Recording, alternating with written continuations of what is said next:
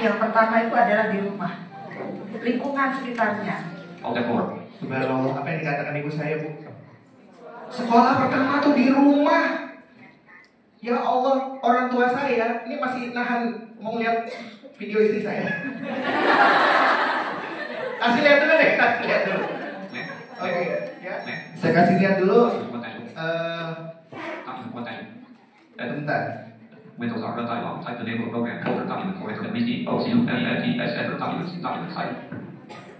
Hanya ada di seminar ini, narasumbernya diminta untuk melihatin foto istri.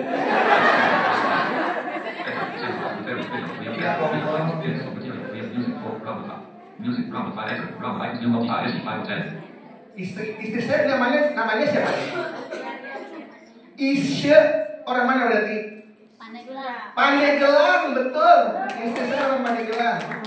So, inilah istri saya. Yang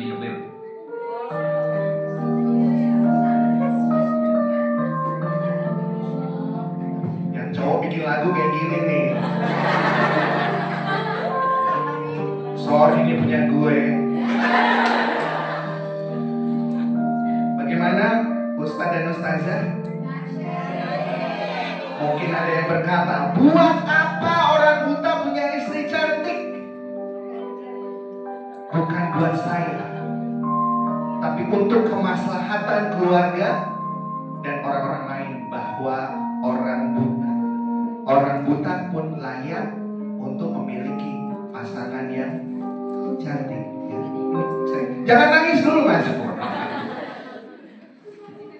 Ya Allah, dia buta udah dapet istri, gue belum.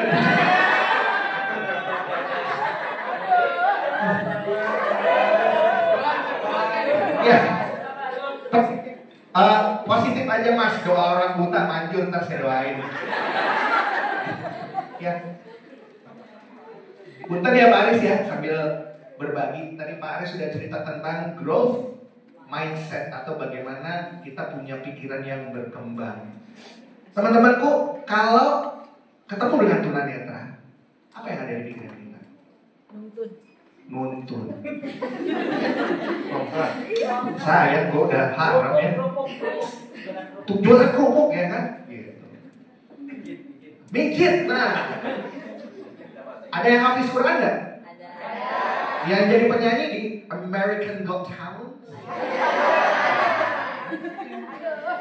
Kata orang buta mijit doang. Teman-teman, ini pikiran kita. Orang buta tuh tukang pijit, harus dituntun.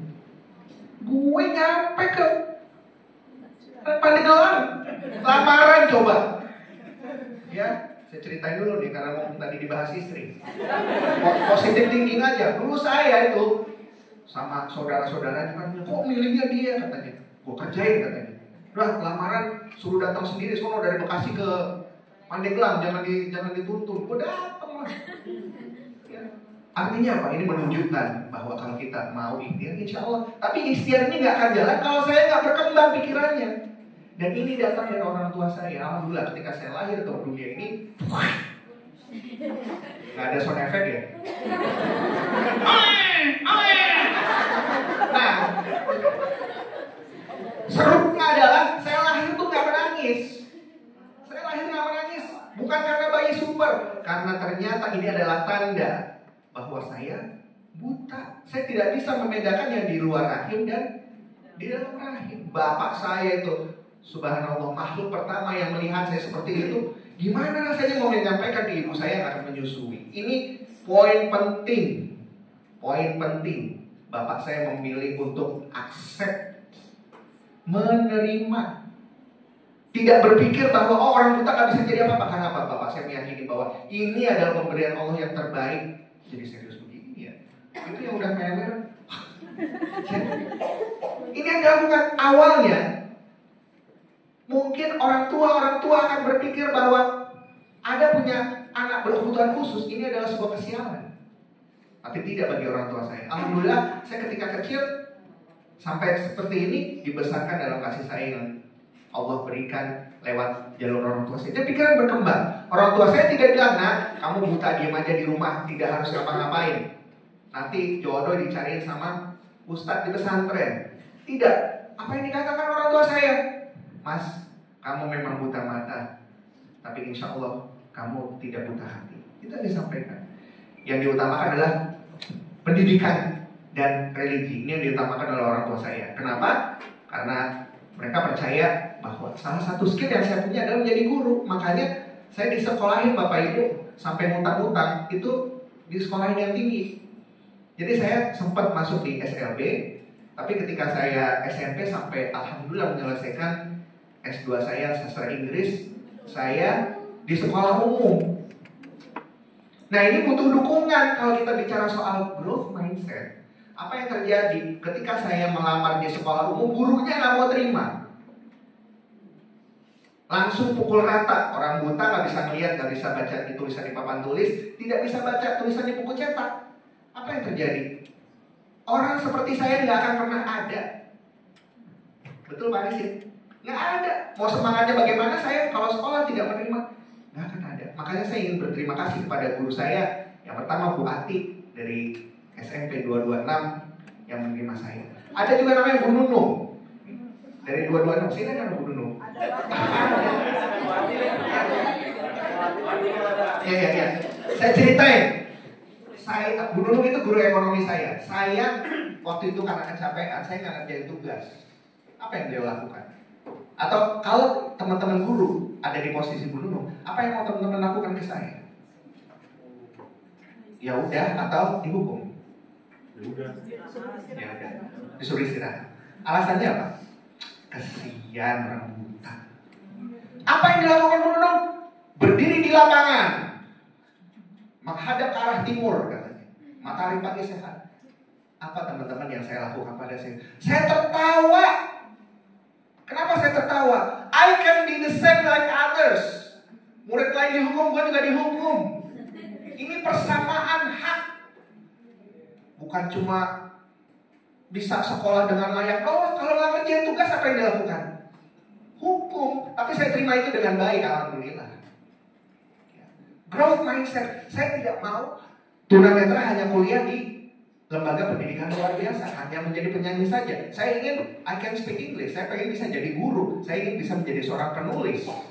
Maka apa yang saya lakukan? Saya proaktif. Saya tanya sama guru saya. Jadi untuk gambaran, saya sekolah itu dulu pelajaran yang ada di papan tulis itu direkam dengan menggunakan tape recorder. Yang merekam itu bapak saya. Jadi buku pelajaran itu direkam, saya dengerin. Dan saya alhamdulillah teman-teman SMP, SMA, kuliah tidak punya pacar. Kenapa? Rugi. Saya ke kelas 1A ada Michelle, Ika, Sandra yang selalu penasaran dengan orang buta yang selalu proaktif ini. Ke kelas 2B ada Rani. Ya, pacaran dosa iya. Kenapa? Karena saya growth mindset. Saya tidak berpikiran bahwa orang buta harus duduk di tempat. Apa yang terjadi? Teman-teman saya itu dulu sering melukai kaki saya. Kalau mereka ke kantin sama saya lari, saya jatuh di got. Apa yang mereka katakan? Sorry, gue lupa kalau lu buta. Lari aja. Karena apa? Saya tidak menampilkan tampang yang tolong gitu. Enggak. Kenapa? I want to be like others. Saya ingin bisa seperti yang lain. Ketika saya mau kuliah, saya ditolak. Alasannya apa? Orang buta tidak mungkin bisa ikut perkuliahan. Yang nolak waktu itu panitia, bukan pihak kampusnya ya. Jadi yang bagian menerima tuh ya. Apa yang saya lakukan? Orang tua saya nggak bisa bahasa Inggris. Apalagi ibu saya yang pasti akan nangis di tempat kalau dengar kabar itu. Yang dilakukan adalah bapak saya selingkuh dengan tetangga. Tetangga saya namanya Tante Yola. Cak deh namanya. Tante Yola ini bolak-balik ke Eropa, Jerman, Inggris, Prancis. Jadi aku sebagai istrinya bapak dan ibu saya. Apa yang dilakukan? Berangkatlah kami bertiga ke kampus menemui Kanjeng. Tante Yola datang. Excuse me, this is my son. We speak in English nearly every day, every hour. So, is it possible for you to accept my son? Because we believe he can do that. Dan Tante Yona melengos ke arah bapak saya sambil bilang, right honey? Mantap. Demi pemikiran saya yang berkembang, saya pengen kuliah sastra Inggris, bapak saya berbohong. Tapi beliau lakukan. Supaya apa? Kita diterima sebagai seorang mahasiswa. Maka teman-temanku, jadi akhirnya growth mindset. Saya sebagai orang buta, saya tidak mau terkunci oleh mata saya. Makanya saya percaya bahwa ketika saya membuka mindset saya dengan positif, insya Allah dunia akan bersikap positif juga. Saya tanya hal yang sederhana. Apa yang teman-teman rasakan ketika ngobrol dengan saya? Apakah kayak ngobrol dengan orang buta atau ngobrol dengan orang biasa saja? Kira-kira apa yang beda? Because of my behavior, I do the same like you. Yes? Ini yang saya rasakan.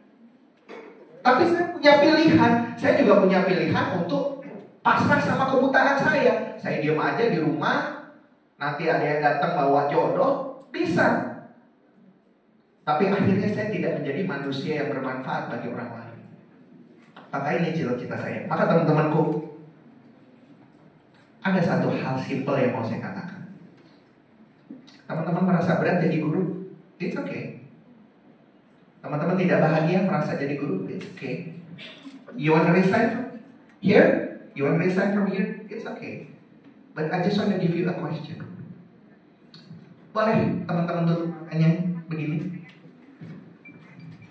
Bayangkan, kalau guru itu adalah Anda. Anda adalah seorang tunanetra yang tidak mendapatkan kesempatan kerja, tidak mendapatkan kesempatan untuk bersosialisasi, boro-boro mengajar murid di kelas, bikin RPP, bikin kurikulum, nggak akan bisa dengan mata begini. Berangkat ke sini, naik apa? Motornya. Sekarang berani nggak? Nggak berani. Kemudian menghadapi murid yang lari sana, lari sini. Apa yang terjadi? Bisa nggak Bapak Ibu mengejar, mengawasi? Fulan tunjuk ke sana. Aminah tunjuk ke sini. Nggak bisa. But remember, ada satu orang buta di ruangan ini yang semangat banget pengen jadi guru. You hear from my voice. Saya bahagia jadi guru. Bahkan saya katakan pada Pak Haris, Pak, saya nggak peduli ada amplopnya atau tidak, ada kegiatan ajak saya. Kenapa Bapak Ibu? I know you have your reasons. Mungkin terlalu capek, terlalu lelah, ada problem rumah tangga dan lain sebagainya. Tapi yakinlah bahwa Allah tidak memberikan cobaan melebihi kemampuan hambanya. Maka saya tutup sharing ini dengan mengatakan satu ayat yang Allah ulang berkali-kali di surat Ar-Rahman. Maka nikmat Tuhanmu yang mana lagi yang kau dustakan. So, kalau teman-teman tidak berbahagia menjadi guru, tutuplah matamu, maka kau akan melihat. Assalamualaikum warahmatullahi wabarakatuh.